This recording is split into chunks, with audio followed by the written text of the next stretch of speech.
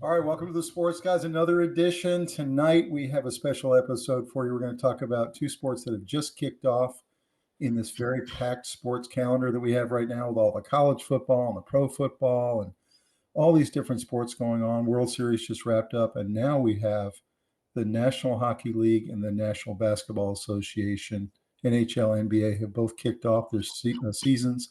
They're essentially 7-month seasons. So they're really, really long, the regular seasons, but it's really kind of a war of attrition in a lot of these sports. But we're going to go through those two leagues with you tonight, give you a preview of the season, what are the teams to look out for, who are the players to look out for, and we'll kind of wrap up last season as we go into it. How you doing, Robbie? I'm doing great, thanks. Good, man. I like your jersey. Yeah, how about that? Yeah, it's nice. I got Ovechkin. my Capitals on here as well. So for those of you who don't know, Rob and I grew up in the D.C. area, Northern Virginia, and we were huge Capitals fans. And our dream came true after 45 years of futility. A couple of years back, Alex Ovechkin and his team, the Capitals, finally got it done. And we're able to hoist I think it's the greatest trophy in sports, and that's the Stanley Cup. And what a glorious year that was. And now here in the Carolinas, we're also supporting our Carolina Hurricanes. Rob gets to go to quite a few games in his area up there in Raleigh. And so those are our two teams, Capitals and Hurricanes. We'll talk about them tonight as well. So what are you most excited about for the hockey and the NBA season coming up? I think as far as NHL goes, I'm so excited because the Caps are off to a great start and they look sharp, and the Hurricanes just keep getting really close and losing deep in the playoffs. I just feel like one of these years they're going to break through, and I think this might be the year. We'll see. The goaltending is good, and it's kind of held us back in the past, but I think they've had the team to do it about 3 seasons in a row, the Hurricanes. The Hurricanes have been in a better position than the Capitals the last 3 seasons. Yeah. And what always bites them is goaltending in the last couple series. And their star defensemen kind of don't have great series, so they can't really help the goalies. I don't know. Every year you're full of hope, but I think that the Hurricanes and fans have a lot to be hopeful for. There's a lot of reason for that hope. It's not just silliness where it's going to come crashing down. It might, but I think that would only be due to injuries. I think we have a talented team. So I'm really pleased with Marty Necas. He seems like he's come out of the shadows. They paid him, and now he's going to be one of their stars. And he's had 2 game winners in a row. He's a great player, and they're treating him like one finally. So I feel really good about the Hurricanes this year. I think they're one of the top 3 teams in the East. Like you said, Capitals gotten off to a really surprising start. They were actually projected to be kind of bottom of the East, but that's not going to happen because they're playing really well. Ovechkin is chasing Gretzky now in a lot of the records, and so they really feel like they want to win it for him. And so it's going to be really exciting. I love hockey. I think it's one of the best spectator sports. Yeah. It's even better live. And if you guys have not gone to a live hockey game, go to a live hockey game. It is worth it. It is a fantastic sport live. Yeah, I think hockey is the best live sport because of the speed. I think that cameras have trouble capturing it properly. It's kind of like golf. You can't quite appreciate golf on television. Don't get me wrong. It's great to watch on television, but it's not the best sport to watch on television. I think hockey's the same way. You can't quite capture it because the speed of the puck going back and forth on the rink is not just really special when you can take it all in one glance. It's not just that. The speed that these guys speed up and down that rink. I mean, they get from one zone to the other in about 4 strides. And it's just astounding. You can't even believe what you're watching. It's so fast. Yeah. But on TV, when you're trying to follow the puck, it's harder to understand how incredible these athletes are. So, I mean, you get it, but I just feel like I think it's the best live sport. And I will say that PNC Arena in Raleigh where the Canes play, it is just geeked up for every game. They love their Canes, man. I mean, every time a goal goes off and you have that red light go off, it's exciting. So I'm really excited about this season. I really am excited about it. What about the NBA side? What are you looking forward to there? I want to see if the good teams can stay up there, Boston's of the world. I think there's some aging stars, and it's just interesting. When does Curry start getting too old? When does LeBron start showing his age? So I'm interested to see if the team's full of veterans can do it, or if it's a youth movement going. So What I love to see right now in the NBA is, like you said, you have the aging stars that are still there, but their teams are creeping down. They're like yeah, 6 seed, 7 seed, 8 seed. The last 2 seasons, the Lakers have been in the play-in tournament. They couldn't even get to yep. the 8. And so they're creeping down. Golden State, same thing. They were play-in last year. Yeah, But they're having to make changes now. what you have is you have the guy behind me, Yamba, and you have all these guys that have come in the last 3 years in the draft that are these young upstart guys that are 7 feet and they can shoot threes and they can dunk from the foul line. I mean, these guys are unbelievable. Yeah, And they have these young teams. You've got the Timberwolves were the top seed last year. You have the OKC Thunder. You have all these teams with young guys that really the old guys can't keep up with anymore. They really can't. These young teams that are full of 23-year-old stars, they just run them out of the gym. And so that's exciting to watch all these young kids coming up. Fun to watch. And I will tell you that I've watched a couple NBA games this year. I like the Charlotte Hornets, and they won last night on a last-second buzzer beater layup. But I noticed that NBA teams are getting away from the mid-range shot, which used to be the only shot they shot in the NBA. It's now either three-pointer, dunk, or layup. It's literally those are the only three shots. It's slash to the hole or shoot a 3-pointer. Or they play above the rim. So it's either you're playing above the rim or three-pointer. Yeah. That's what I noticed. Yeah. And then everyone crashes the boards and tries to get putbacks, that kind of thing. So game has changed a lot of these young stars are real exciting. I'm glad they're all coming up. I did notice also that, they've just been jacking up threes for the last, 10 years because of Steph Curry. And I've noticed a little bit more last year and definitely more this year in the couple games I watched. They're trying to build in some more plays. Like you can see the coach over on the side, he's drawing up plays on his board, and there's picks and there's guys coming around behind the basket and coming around for a shot. And so I like to see that. I like to see a little more strategy in the game rather than just jacking up threes all the time. Yeah, same. So I'm excited about that. So yeah, looking forward to both these seasons, see how they get started. Let's go take a look at what we got.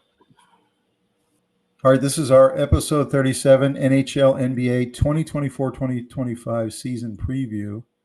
And as I mentioned before, I've got Ovechkin up on the top left. He's the guy who's chasing history. He's chasing the greatest player in history, which is Wayne Gretzky, and all of his records, and he might reach most of them this year.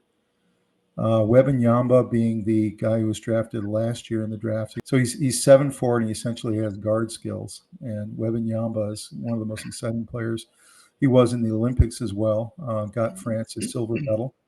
And just really, really fun to watch. Can hit deep threes or can slash and dunk from the foul line. He's that kind of player. So really, really fun to watch these guys and all the other players that are coming up. So let's take a look at what happened last year to wrap up the Stanley Cup playoffs 2023-24. The Florida Panthers won their first championship ever. You can see the picture there on the bottom right, holding the best trophy in sports. Florida Panthers, you can see what their path was to get there. They played Tampa in the first round. Tampa's usually a really tough out. Knocked them out pretty easily. Then faced Boston in the second round. Then they faced the New York Rangers. That was a really good series. Won that one 4-2 in the conference finals. And then, of course, played Edmonton in the final. And that was a great series. Went down to Game 7, and the final game was 2-1. So it was a real defensive and goalie battle. You can see your Carolina Hurricanes there. Did beat the Islanders in the first round, but lost to the Rangers in round 2. Mm-hmm. Hoping they can do a little better. My Capitals weren't even a match for the Rangers. Rangers were a really good team last year. Matter of fact, I thought they might go to the finals. But any thoughts about the playoffs last year? I thought they were particularly good, although our team. It was a fantastic playoffs. The finals were amazing, going to Game 7. Florida got out to a big lead, and then Edmonton came back, and it was quite an amazing series. Mm-hmm. It was real enjoyable to watch. Great goaltenders, just everything. Yeah. No, I thought Florida was a deserving champion. I think Edmonton, if they had won it, they would have been a deserving champion. They were both really, really good teams. Yeah. Edmonton took out a really good Dallas team. And of course, a lot of people had picked Colorado to maybe go repeat, but didn't get it done. And of course, on that side of the ledger, you also have Vegas as a good team. You have Vancouver. But Edmonton, I thought clearly was the best team coming out of the Western Conference. They have two of the top three players in hockey. So a lot of people are giving these two teams this real potential to possibly make it all the way again. So my Capitals got swept by the Rangers. What do you think Carolina can do to get past the second round of the playoffs, where they always seem to get knocked out? It's just got to come together at later in the season. There's got to be a synergy where your role players play better than normal. Your goaltending goes up a tick. You've amassed enough wins to get yourself into a good seed, and you don't have to play a brutal team in the beginning. Mm-hmm. And it just kind of has to. You have to have some luck in that. It has to. The stars have to align. But you have to play tough, smart, no mistake hockey. Your back line has to be solid. You've got to score on power plays. You cannot have empty power plays. And, all those things coming together is a special season. Mm-hmm. It's true. Really, really true. I thought it was a great playoffs, really exciting. It always is. I mean, I just love the NHL playoffs so much. I can't even tell you how much I look forward to it. I do watch during the regular season some, but obviously we're all so busy and there's so many other sports playing. But when it comes to these playoffs, I never miss a round. I think they're just fantastic. So, I remember ESPN a few years ago ranked the sports that have the hardest championships to run, the gauntlet. Right. And first hardest one was the NCAA basketball tournament. Mm-hmm. And a close second was the NHL finals. Right. Getting all the way through and raising the Stanley Cup was a close second. So I think that's right. I think those are the two hardest ones to win, because the gauntlet is so steep and ridiculous. In the college basketball, of course, you're going through 64 teams and then a couple play-in teams. And then in hockey, going on the road constantly and playing in a hostile arena is very difficult. I think about the attrition in these pro sports. Like I think about the NFL, it's kind of a mash unit every week, and the attrition that teams stack up in terms of injuries in a 17-game season. Imagine playing an 82-game hockey season and then having to play this schedule where you're playing 7-game series after 7-game series. How in the world these guys are able to get to the end of that and get to the cup it's astounding to me that these athletes can stay healthy. They're all playing hurt every single game. They're all playing hurt. Yeah, they must be. They must be, because it's complete war of attrition. That's what it is. And I think that when the NFL players look at something like this, they just can't even imagine it. And they know what they go through. Mm-hmm. But I just have so much respect for these guys who end up hoisting the trophy, how they get through it. Same on the NBA side. They got 82 games. We have this new concept called load management that teams are doing in all these different leagues, especially with older players, because there's just too many games. The regular season is really tough to get through these days. Yeah. So let's take a look at the projections. These are projections from NHL.com. We'll look at the NBA ones a little bit later, but right now we're going to look at the worst teams, according to them, heading into the season, and then all the way up to the best team. So we start with the San Jose Sharks being the worst team ranked, with a 0% playoffs, 0% Stanley Cup chance. Seems a little low, 0%. Why bother? Exactly. But they did have only 64 points last year, so they really were the worst team last year. And it sounds like they can only go up. That's right. Columbus Blue Jackets are in the same spot at 31. Anaheim Ducks at 30. You notice none of these teams have a chance to get the playoffs according to this ranking. 29, the Chicago Blackhawks. 28, Calgary Flames. They finally have a 6% chance of getting the playoffs. So you have a little bit of a chance. Montreal Canadiens. Detroit Red Wings. I didn't realize Detroit had slipped this far, but I guess they've been not too good the last couple of years. St. Louis Blues. Philadelphia Flyers. All these guys at 10%. We had our Washington Capitals preseason ranked 23. I think that's risen quite a bit after they've played these first 2 weeks. Yeah, I don't want to get too far ahead by saying playoffs and all that, but I think they're much better than 23rd, even if they slip later. Yeah, I would agree. You got the Seattle Kraken, which I think is the most epic name I've ever heard for a hockey team, the Kraken. Yeah, it's awesome. Release the Kraken. Pittsburgh Penguins sitting at 21.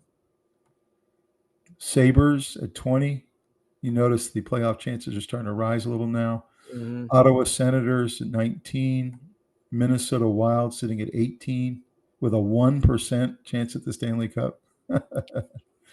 So you're saying there's a chance. So you're saying there's a chance. It'd be fun to watch a team like that, like actually do it, you know. Yeah. Any thoughts on any of these teams? I just know somebody's going to put money down on that 1%. If they won it, it would be such a good story. It'll be $25 for $1 million or something. Yeah, $1.5 million. Yeah. The only one I quibble with on this list is the Washington Capitals, of course. That's our team. Yeah. I think they're better than that. They're at least midway in the league, 15, 14, somewhere in there. I think they're playoffs. Yeah, no, I do too. I don't know if they go out first round maybe, but I think they're a playoff team. Yeah, we'll see. Coming to 17, the Utah Hockey Club. This is an expansion team. I don't know why they're putting an expansion team at 17, but okay. Maybe they had a really good draft or something. Yeah. The Utah Hockey Club. We got Los Angeles Kings with a 1% chance. Vegas Golden Knights, who won it 2 years ago, sitting at 2% at 15. The Islanders at 2% at 14. Tampa Bay Lightning at 13. This is their lowest preseason ranking in 5 years. So I'm not sure why. They shipped off a bunch of their veterans. It must be what it is, because Stamkos isn't there, and they've lost some guys now. So, yeah. And then there's some other veterans who are getting old and they're having to load manage, and so they kind of got old. They still have the best goaltender, I think, in hockey. That's right. I guess we'll see. So not getting a lot of respect there. Then we got the Boston Bruins sitting at 12. They're a pretty good team. Yeah. You're starting to see their percentages raise here. Nashville Preds sitting at 11. Winnipeg Jets, 10. Jersey Devils at 9.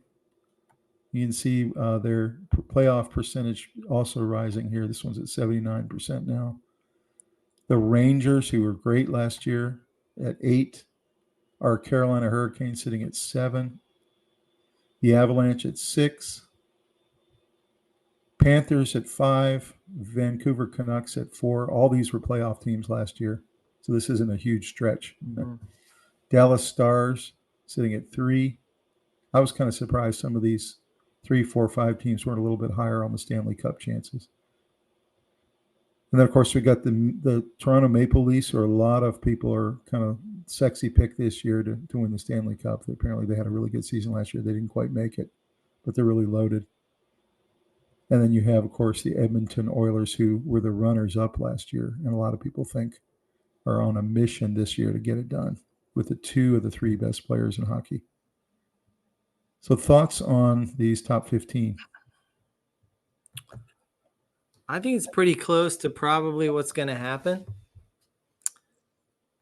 Clearly, I think our 2 teams should be higher. I don't know if that's bias for our teams, or I just think the talent level is slightly higher in both cases. But I think the Panthers maybe a little low too. Yeah, I don't think I'd drop the Panthers to 5 when they're defending champs. I don't quite 2 understand. or 3. And I like the Oilers. I think the Oilers are going to be good this year. I can see why they picked them number one because, when you come runner-up the year before, you're really hungry. They've added some nice pieces. They added Jeff Skinner, who used to be a Carolina Hurricane. Yeah, that's right. Yeah. I see the Hurricanes at about 5, and I see the Panthers at around 3 or 4. Those are the only changes. I'm hoping that Carolina can get past the second round this year, but I don't know. What's the name of the keeper they're going with this year? Because it's really up to him. They got Freddie Anderson and Pyotr Kochetkov. Okay. They'll probably have a rotation, right? They're going to rotate these guys, I think. Yeah. And you'll see which one has the hot hand going into the playoffs. That's probably what they'll do. Whoever's playing best at the end of the season. Yeah. I like when they rotate them, to be honest. It keeps them sharp. Mm-hmm. Keeps them healthy. Yep. Well, I'm excited to go some games with you this year, man. Yeah, fun. Let's do it. Let's do it.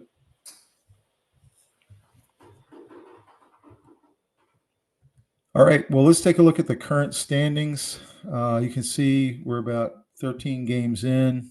Florida Panthers, the defending champ, sitting at the top of the Atlantic Division in the East, followed by the Tampa Bay Lightning, who they said were going to be really bad this year, but they're actually pretty good.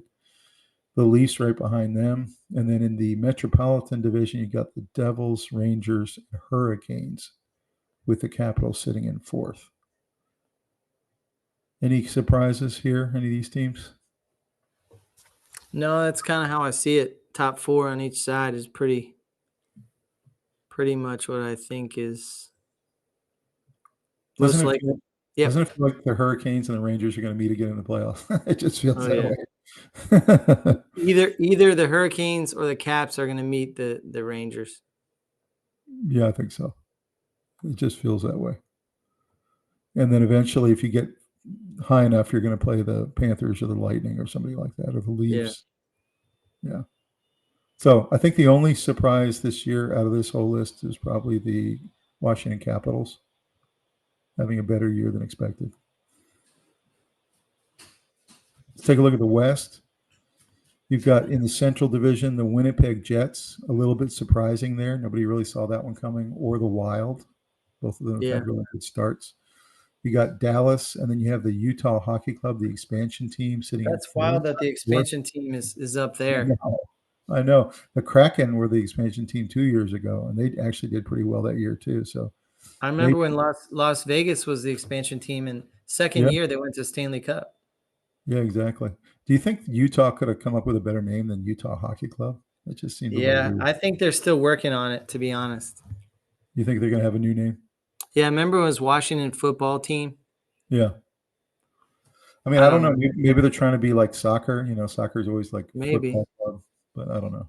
It just, you would think they'd have Utah something, Grizzlies or something. They might be in a trademark fight, and they just had to roll something out. Yeah. The Pacific is also scrambled compared to the expectations. You have the Golden Knights, who they thought were going to have a subpar year, sitting atop with the Kings right behind them and the Canucks. Any surprises here? No. You got some teams like the Avalanche, who they thought were going to be good, have been struggling. Well, yeah, the Oilers being down there is. Yeah, Oilers are low. And the Kraken and the, well, it's so early. It is. It's not a big body of work. It'll be really interesting to see about a month from now if a lot of these bigger teams start rising. Yeah. Yeah. So some players to watch. Connor McDavid, a lot of people think is the best player in hockey. He's with the Oilers. Yeah. Just a fantastic player. We saw him. He was really featured in the finals last year. It's really kind of fun to kind of get to know him as a player. I know the Edmonton fans knew him, but the rest of the country, Canada and U.S., did not. So it'll be fun to watch him this year and kind of follow his career. You also have Nathan McKinnon from the Colorado Avalanche. Mm-hmm. Really fantastic player. Great goal scorer.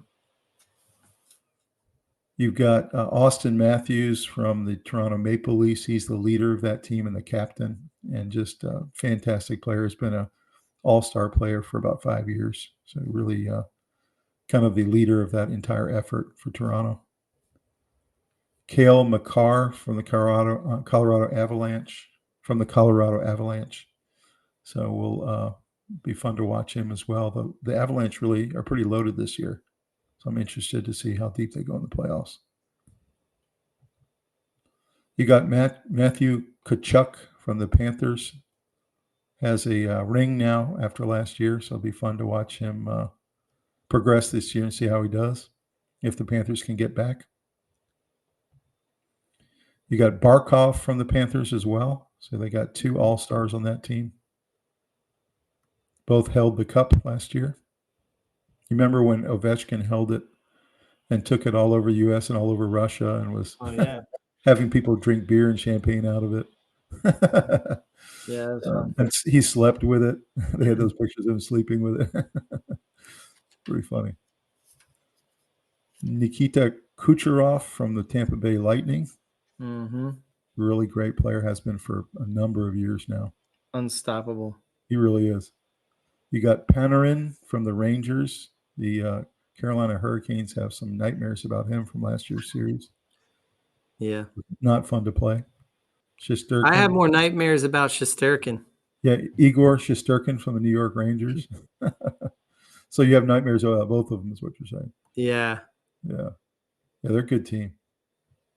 We got Sidney Crosby, the old man, 37 years old now, Pittsburgh Penguins. He's still getting it done, scoring a lot of big goals for them. Quinn Hughes from the Vancouver Canucks. So a really solid player there. And then the final list of this is that Leon Draisaitl from Edmonton Oilers. So I remember he was a fantastic player as well. He's been around quite a while. He's from Germany. Exactly. Yeah. Any thoughts about the top 12 players according to the NHL.com? And by the way, this was a poll taken among NHL players. So this was these are legit. Yeah. This is really the legit list. You know when the players vote on it that it's legit. Yeah. Because that's like, respect of your peers. No fluff. They're giving it to you straight. Yeah. That's like an all-star team right there. Yeah. It's going to be fun to watch all of these guys this year. I'm looking forward to it. Yeah, hockey's awesome. I'm so glad it's back. My question is, on this one, is Alex Ovechkin headed towards being the greatest ever? Of course, everyone always thinks it's Wayne Gretzky and that he'll always be the greatest ever. He's the Joe Montana of hockey. But the question is could Alex Ovechkin, who's about to pass him in all stats, soon be considered the greatest ever? That's the open question. So you look at his career goal breakdown. He's 3rd overall, even strength goals. He's 1st in power play goals, 313. He has 5 shorthanded. He has 130 game winners, 2nd overall. And then he has 58 empty net goals. It's also number 1. Wow. I mean, this is astounding when you think about what he's been able to accomplish. Any thoughts about this general question? Could he He's my be? favorite player. I'm wearing his jersey. I think he's just such a good player. He's been a good player for a long time. He's exciting. He's creative. He's savage. He's strong. He's built like a middle linebacker. People think he's not very big, but Everyone thinks he's small, but he's really not. I've seen him in fights. He's real chippy. He'll fight you in a heartbeat. One of the most amazing plays I ever saw was he was out by the blue line and the defense stole it from him, the puck, and he chased the guy down and knocked the puck out. And I remember thinking, superstars don't do that. Mm-hmm. They don't defend like that if they're a monster scorer. But it impressed me a lot. Isn't he kind of like cared that much. He's like a lunch pail superstar? That's what he is. Yeah. Like he gets the work done. He clearly has a sense of humor. He's been in so many commercials that are hilarious. ESPN, where he's supposed to be a spy handing up secrets up to a Russian goalie who's up in the ceiling tiles. Yeah. And stuff. Yeah, he's just got a good sense of humor. He does. So what do you think? Do you think he could be considered, obviously 5 years after he retires and all that, and people have time to digest? I think you have to let it digest before you can make that statement. But he's doing everything he can to make the case. I think he's got a strong case. I don't know if he's able to actually do it, but nobody thought anyone would beat Bobby Orr until Gretzky came along. Yeah. Nobody thinks Gretzky's touchable, and now he's breaking all his records. So I Well, don't know. he's my favorite hockey player of all time as well. Not only Yeah. because I'm a Capital fan, but just because we've been able to watch his entire career, and he's been so unbelievable for Washington. When I look at this chart right here, and I see that he's, 33 goals away from overtaking Gretzky, I just think to myself, he has to be in the consideration. You have to think about. He's already passed Gordie Howe. He's way ahead of Yager. He's way ahead of Brett Hull and all these guys. So if he passes Gretzky, which I think he will, the consideration there is going to be for him to be the best ever is, does he have enough championships? He only has one ring, right? And Gretzky won 5 with Edmonton. So when you really write the history of hockey, is he going to be second best because he doesn't have as many championships as Gretzky? That's going to be the question. I think hockey is the kind of sport that they don't count that against you as much, because you'll do a 60-second shift and then you come off and you're relying on your teammates more than most sports. I don't think it counts against you as much as it does in some of the other sports. I think basketball, where adding one player changes the whole dynamic of the team, you need championships, You realize he's played 300 fewer games than Yager, and he has over 100 more goals than Yager in 300 fewer games. That's wild. I mean, just think about that. He's going to end up having every record, and so then it's going to be to the sports writers. He has every record, but he's not going to get 5 championships, obviously. No. The question is going to be, is Ovechkin playing tougher competition? I think the answer is yes. Gretzky did not have nearly the number of really tough teams to play back then. And I'm not taking away from Gretzky. I'm just saying, I think they're comparable. I don't know how you put one in front of the other, but I think he is when you're doing comps on somebody, he's kind of comparable. Yeah. He's more physical than Gretzky was. This is a record nobody thought was going to be broken. They thought this was impossible. Nobody would ever get there because you'd have to play till you're 45 or something. Yeah. And he's actually going to get there. It's pretty crazy. Unless he has injury, I think he gets there. I'm excited about it. Yeah. I'm looking forward to watching this all year. I really believe it's going to make the Capitals record a little better than it would have been. I do too. The team's going to play harder for him. They're behind him. They want him to get this. Yeah. Well, let's take a look at the NBA side. At the end of the program tonight, Rob and I are going to go ahead on record who we think is going to win these 2 leagues this year. But take a look at the NBA. This is how last season wrapped up. The Boston Celtics were champs. You can see the way they made their way. They played the Miami Heat in round 1. Then they played Cleveland round 2, Cleveland being a really young, good team. Played Indiana in the conference finals, which was kind of a surprise. They had knocked off the Knicks. And then they played Dallas in the finals and won 4-1. It was kind of a blowout, not exactly what the NBA wanted. Luka on the other side, and Luka was kind of shorthanded. There were a couple of his guys who were banged up. You can see on the west side, the Dallas Mavericks had come through a lot of good teams. They beat the Clippers. They beat OKC, who a lot of people thought may make it all the way to the finals. Then they beat Minnesota, who's a really up-and-coming team, the Timberwolves. Made it all the way to the finals and then just couldn't get it done against a better Boston team.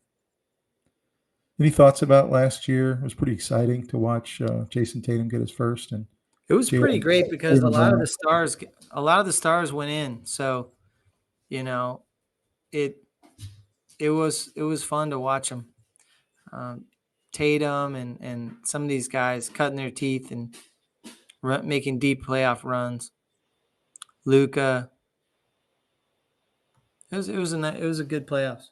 What's interesting is the Celtics defeated the Mavericks 4-1, winning their first championship since 2008, and their 18th overall, giving them the most NBA championships of any franchise. 18 championships. Crazy. Yeah. The Celtics' Jaylen Brown was voted NBA's most valuable player in the finals. He was the heartbeat. He was unbelievable. I mean, Jason Tatum got his first ring, and I was happy for him. But Jaylen Brown was the best player out there. There wasn't any question about it. No doubt about it. Yeah. So, thoughts about Boston heading into this season? I mean, you have to think they're the number one team until someone knocks them off. I think they right? got to be number one, yeah, until they get knocked off or they win the championship. Cleveland is off to a good start, so they might be headed for each other too early. But Cleveland's nice. I mean, they're 9-0, and they're third in average point scoring margin, like what they score versus what they give up. I think the Knicks will be better. Philly, you never know because Embiid always gets hurt, but if he can stay healthy. Yeah, Philly's iffy. Indiana is a real nice young team. Yeah. And then on the west side, you just have loaded with talent. OKC's better. Of course, Dallas. Minnesota is going to be better. All these teams are really good. You have Jokic with Denver. I think Cleveland's a team to watch. The West is deeper, as it always is. Yeah. Well, let's take a look at the tiers right now. This was on NBA.com tiers. Top three contenders are the Celtics, OKC, and the Denver Nuggets with Jokic.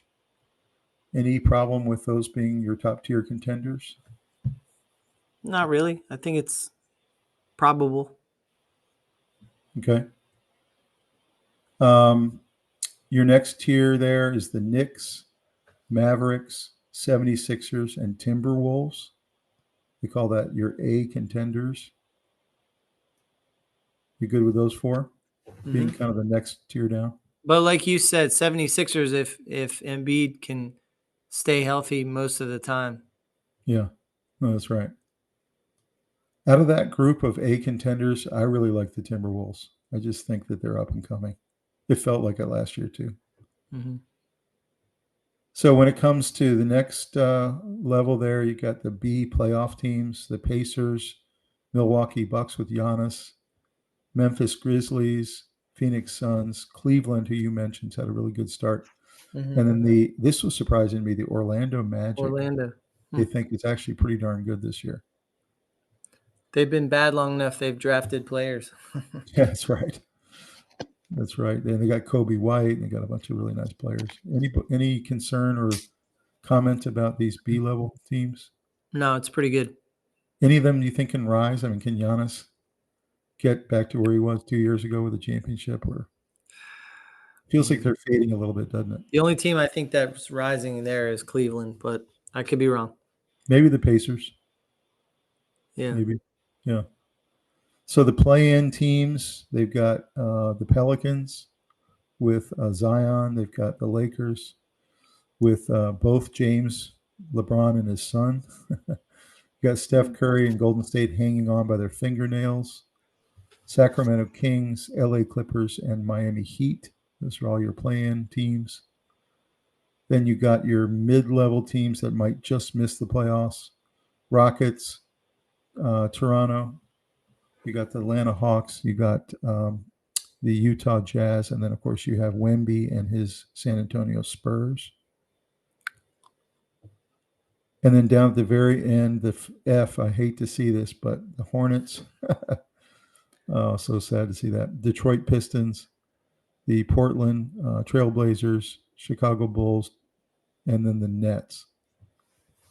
Pistons and Nets. Yeah. So any thoughts about some of these? And you see here some of the sleepers they put in this article. Suns, Warriors, Heat, Spurs, and Pelicans. Essentially, those five teams, although ranked low, have the players and have the experience to possibly make a run in the playoffs. And I mean, the Suns have Kevin Durant, and we got some really good players. So I think the Warriors' window is basically closed. I do too. I mean, they lost one of their greatest players of all time in the offseason. That really hurts them. And yeah, I agree with you. I don't think Golden State's going to get it done. I like these top tier A and B playoff teams. I think your champion's going to come out of that group of 10 or 11 teams. I don't see these other teams sneaking up. So let's look at the current standings in the East. Cleveland, surprisingly, sitting up there. Like you said, they just went 9-0. Celtics right behind them, 7-1. Brooklyn Nets, Knicks, Heat, and Bulls. Those are the guys in playoff position. Rest of them right behind that are sitting in the play-in position. And then, of course, my Charlotte Hornets sitting down there. Actually, they won a big one last night. Now they're 3-5, but not looking too good for the playoffs. But you never know. It's a really long season. Any surprises out of this group other than Cleveland? I think the Orlando Magic is the only team that's kind of surprising that they're rising the way they are, out of nowhere. Like, they didn't land tremendous amount of stars. Mm-hmm. You know, they didn't have a big splash draft pick or anything. I think the Bulls too. They picked the Bulls to be last in the East, and they're in the playoff picture right now. See Milwaukee that far down. Yeah, that's right. Well, this is so early though. You have to think. No question. Milwaukee will get back in it.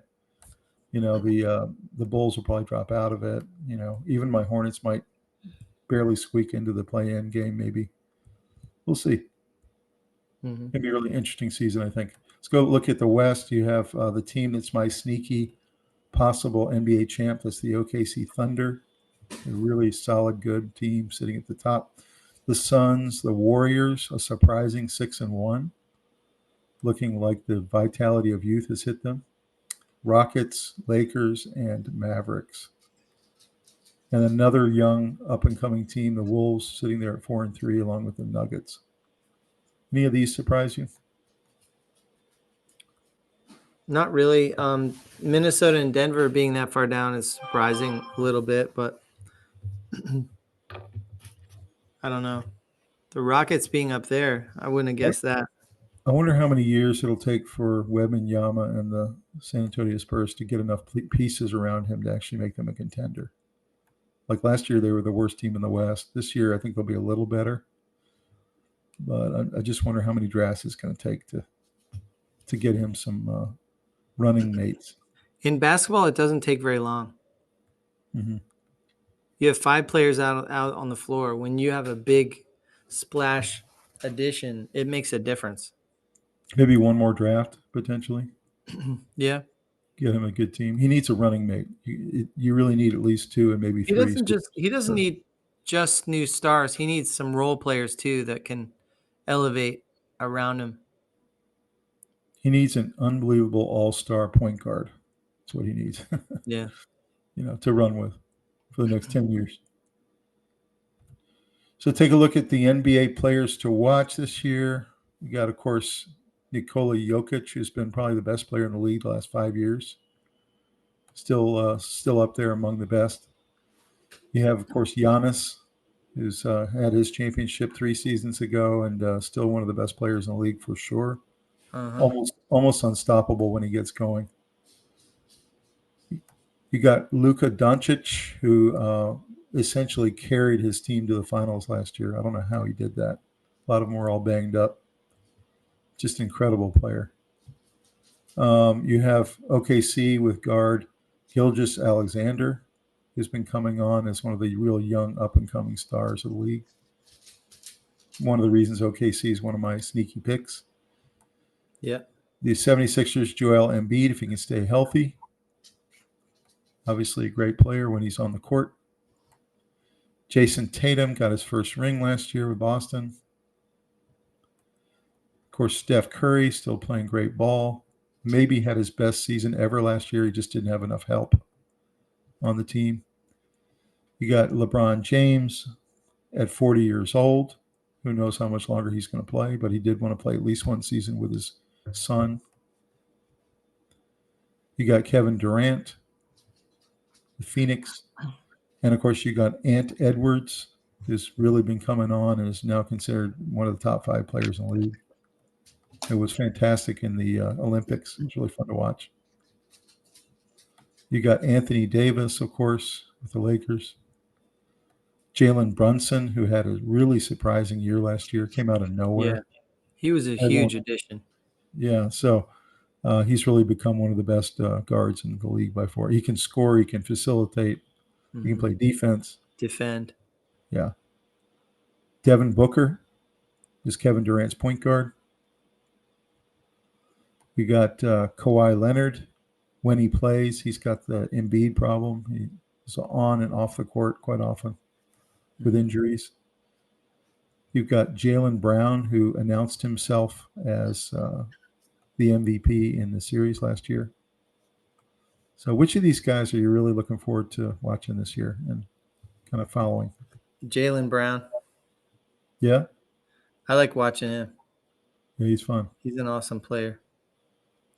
All of them are pretty exciting.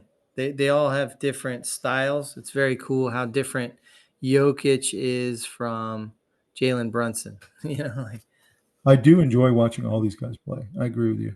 Yeah. Jokic is fun. Giannis is a lot of fun when he really gets going. Doncic is just lights out on nights where he scores 50 points. This guy, Gilgeous Alexander, is fantastic. Yeah. So athletic. Tatum can get going. Steph Curry, best shooter in NBA history. Yeah, they're all fun. I like Ant Edwards. He really puts a lot of energy into his game. Yeah. Yeah, a lot of fun to watch these guys. It'd be fun to watch. Yeah, these. it seems like a really good time for the NBA. A lot of good young stars mixed in with veterans. And the level of play is pretty high right now. You have to feel that when LeBron does finally walk away, he's leaving a league full of stars. Yeah. He really is. Yeah. So one thing I noticed here, and you tell me what you think, the fact that so many of our stars, and of course Wembanyama isn't even on this top 15 list, but are from other countries. What are your thoughts about that? What is the reason why basketball has become so much more global? I think it has a lot to do with the way they're coached. I think I've talked about this on another podcast about how Gino Auriemma from UConn touched on the fact that in America, the players kind of run things. And if you're a really high-level traveling team player, you're going to dictate to the coach, I don't want to practice very much, but I want to play a lot of games. And apparently in America, we average a lot more games on the weekends than European basketball players do. But European basketball players spend a lot more time in practice. And so they're working on dribbling skills. Everyone can bring the ball up in Europe. That's not true in the U.S. If you're a 7-footer, you're not bringing the ball up very much. Matter of fact, a lot of times Jokic, who's over 7 feet, is leading the break. Like he's that good dribbler. Right. And of course, there are players who do that are American, but most of the time, if you're a big time player, you're not bringing the ball up much, like Anthony Davis or something. So I think that's it. They spend less time playing games in Europe and more time working on the fundamentals. And it doesn't matter if you're a 7-footer or 5'8", you're going to learn to dribble and pass and shoot. It's skills development. You're saying skills development, and we spend more time on the playground just messing around. Yeah, we want to have highlight reels and Dunks. End up on SportsCenter top 10. So it's exciting basketball the way we play it, but it's not as much skill and a lot more just athleticism. It's not as fundamentally sound. No, that's right. That's your theory. Yeah. Yes. What about load management? I mean, do you think it's hurting the game? Is it good for the game? You've got Kawhi Leonard, who plays about half the games. You got LeBron plays maybe half the games. You got Anthony Davis plays half the games. These guys pay a lot of money to go see these games, and a lot of times the stars are not playing that night. I don't know. I don't like it. I'm old school. I don't like load management. I understand why teams do it, but I think if you're going to be in the business of entertainment, you have to be out there. You don't want the understudy to play every fourth night. You don't want the understudy to be out there with the performance. I mean, they have nights where paying full price for the tickets. Exactly. They have nights where LeBron and Anthony Davis both don't play by design. They're not even hurt, and they have Austin Reeves trying to lead them against. Of course, it's usually against a bad team, but it's just, I don't know. It's just I'm with you. I'm old school. I can understand you're 40 years old. Maybe you play 2/3 of the games, maybe or something. But I don't know, half the games, saving them for the playoffs. I'm noticing it more in the NFL, though. I'm noticing it more in some of these other leagues. I mean, hockey does it some now. Yeah. With the older players. Right. On the other hand, if you're running up and down the court every single night, your ligaments are going to give out. You're going to be out for months after surgeries. Well, you So, talked about Zion. which is better for the fans? You remember you know? talked about Zion coming out of college. You were worried about him because he was so heavy. Yeah. And the pounding on the knees and the pounding on the hips every single night. And he's only in year 4, and he's already missed about half of his career already because he's had injuries. He's a great player, but the amount of pounding you take in an 82-game season is really incredible. Yeah. On that court. So I don't know. I want to get your take on load management. I don't love it, but I understand it, and I think maybe case by case. If somebody's towards the end of their career, there may be no choice. Mm-hmm.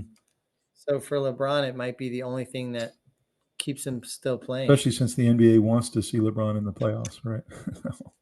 Right. You want these players at the end of the year. If they get hurt with 3 games left, that's just a Greek tragedy, That's right. Exactly right. All right, man. Well, you ready to put our predictions down here? Let's do NHL. Sure. NHL first. Who do you like out of the East? Who do you like out of the West? I'm going to say Carolina's going to get there this year. Okay. And then West, Edmonton. Okay. I like that. Mine's pretty close. I'm going to say Carolina's going to get there, and they're actually going to win the cup. I just feel good. I think that they have one of the best coaches in hockey. And if they can get hot in the playoffs with the right goaltender, that's always the if. Yeah, the goaltending is the question. If they don't, they'll get knocked off by the Rangers. But if they can do this, I feel pretty good. I feel good that the Carolina Hurricanes are due to get to the finals. And I will say, if Carolina does, one of 2 things has to happen. Aho has to become a household name superstar, or Marty Necas does. Those 2 guys, one of them has to be a top 10 player. Or both. Has to be a top 10 player, or both a top 20 player. Yeah. I'd say I'm going to say Carolina, and my alternate is the New York Rangers. I just have a feeling they're going to be really good this year. So Rangers and Carolina there. How about the West? You said Edmonton? Mm-hmm. Okay, I like Edmonton too. I'd say Edmonton's my backup team in the West. I think the Toronto Maple Leafs have a special season coming this year. So I like it to be Carolina-Toronto in the final, with the Hurricanes holding the cup up after 6 games. There you go. That's my bold prediction. Nice. But if Toronto doesn't get there, it's going to be the Edmonton Oilers. I think Edmonton added some nice pieces. They have incredible scorers. They're kind of loaded. What if Carolina gets to the final and loses to Edmonton? You're going to be surprised. I think that's what's going to happen. You do? Okay. Yeah. Well, we'll see. All right. It's a long season. It's a violent game. It's a beautiful game. And because of injuries and everything else, the way the puck can just bounce, and it's a game of momentum, swings. So honestly, any of these teams could jump up there and be relevant. But that's true. Anyway. All right, let's go to the NBA. Who do you like out of the East? Boston. Okay. Reasons? I still think they're so good. I think they're loaded. They're young. Now they're still young. They have veteran experience with Horford. Al Horford. Yeah, they have Al Horford. It's nice having, veteran presence. People who've done it before, and he's the older guy. They load manage him too for Williams, because Williams is the younger guy. He plays a lot of the minutes. He's been around a long time now, so. Yes. It was nice to see him get a ring last year, because he had been trying for a long time. And of course, they had lost the finals the year before. So they had already been, if they get there this year, they'll be 3 times in a row. I think they took a dramatic step last year from the potential and the young, disappointing finish to getting it done. That was a big step for a lot of those players. So I'm with you on the East. I like the Celtics to get there again. I don't see anybody in the East that can stop them. I don't think Indiana or any of these teams, the 76ers, the Knicks, I don't think any of them can knock the Celtics off.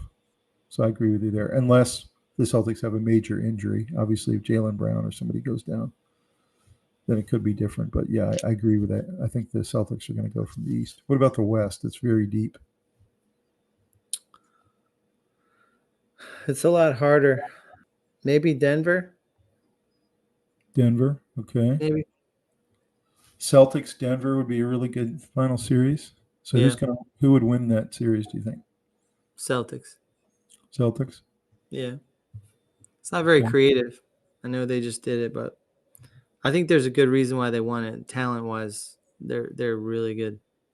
Well, Denver got knocked off last year, and it was the Dallas Mavericks. But so this is a tough one for me, but I'm going to go out on a limb, and I'm going to pick a dark horse who's really good, and that's the OKC Thunder. I think the Thunder have been rising and rising and rising. I think they're going to get it done this year.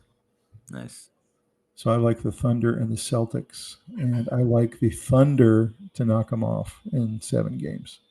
I think the Thunder are going to get it done. Nice. So those are all bold predictions, guys. Definitely drop us a comment down below. Tell us how crazy are we?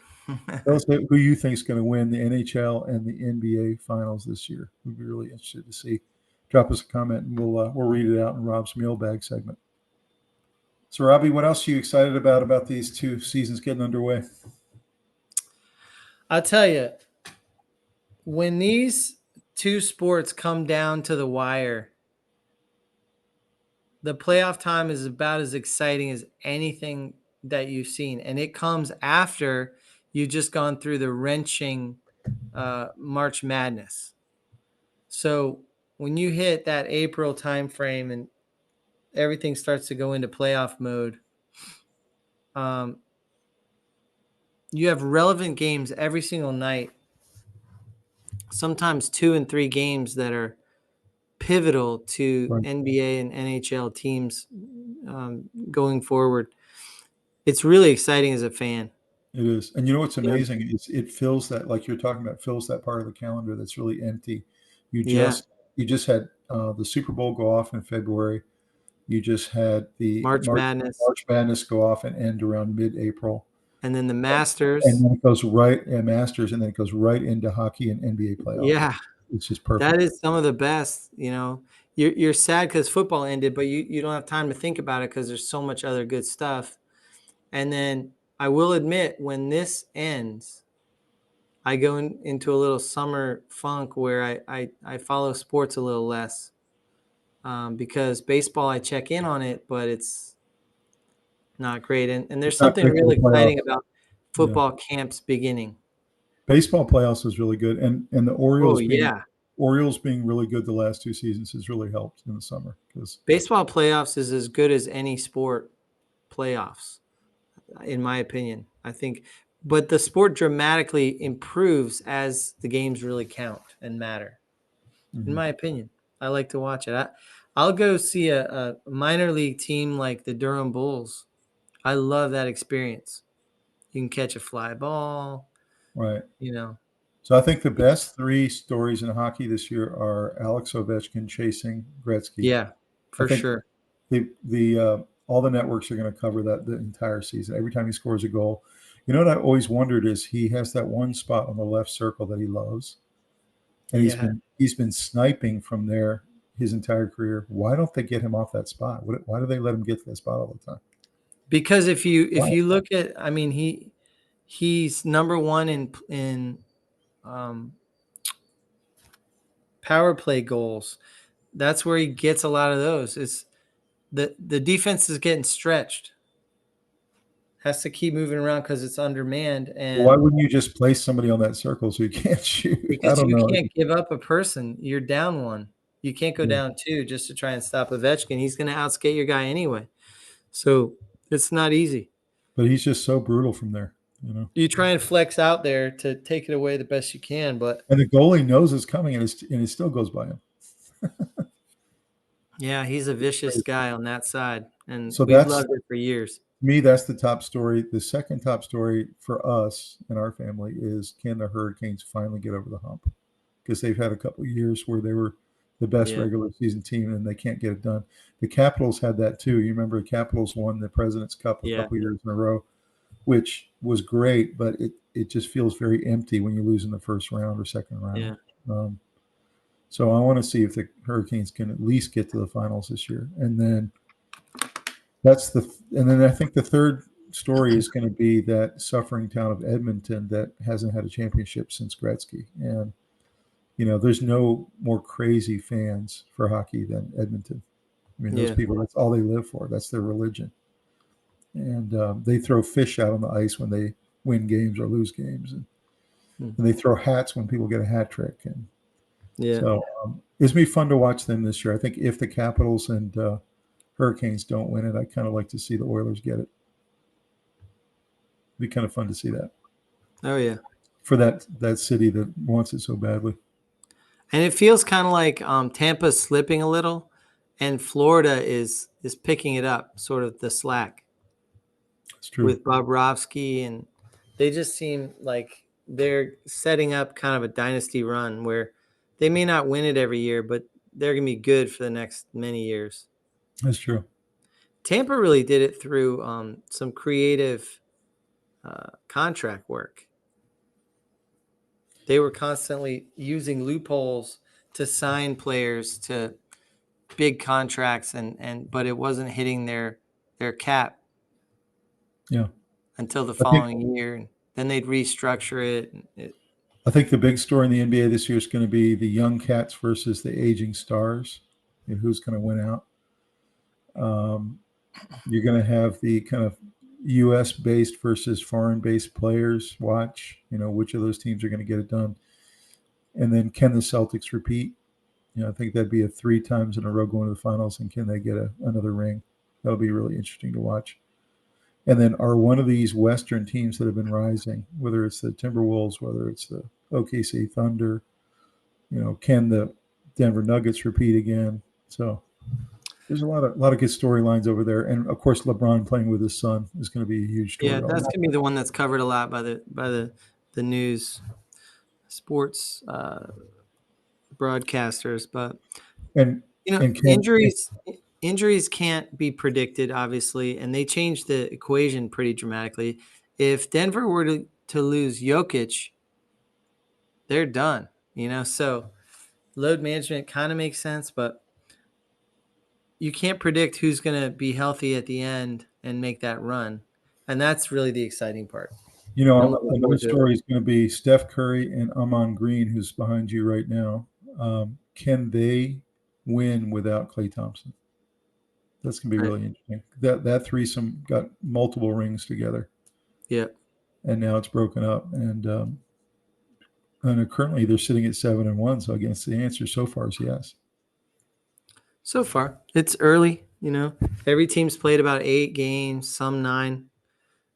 Extremely early. You're getting a little tiny flavor for who's going to be what, but these aren't going to hold up. So, guys, we're going to come back to you in a couple months, and we will show you a little clip of our predictions. We're going to show you a clip of our predictions in the NFL. We're going to show you our original college football playoff 12 picks, and then we're going to show you our predictions here in the NBA and NHL. We'll do a little mini episode where we'll show all of our predictions, and Robin will laugh about them. You guys can laugh at our expense. So, yeah, for sure. There's definitely going to be some things we got wrong. It's just a matter of which ones and how much. No doubt about it. So other big episodes we got coming up, just to give you a little promo, we have the Strange and Cool Sports Part 2 coming up November 21st. Next week, we're going to have our college basketball preview show. So that's going to be a really fun one. And we have some other really cool things in store for you guys. So definitely like this video, subscribe to the channel, and watch out for what we have coming your way. A lot of good content. Final thoughts, Robbie? It's a lot of fun when there's this much good sports. It's hard to keep up with it all, but it's really fun to try to just keep up with all the things going on. And I'm just so glad the political ads are over in the middle of our sports viewing. Watching sports with the boys is really fun, but explaining to them what abortion is not. They're 8 years old, so I'm so excited that we can lock in on not just the sport, but then LeBron will come on, or one of their other stars from a different sport, and do a commercial for deodorant or something. And it's a lot easier to explain than some of these concepts that are very much political. I'm just glad I'm not getting the fundraising text messages anymore. Yeah, that too. I was getting like 100 a day or something.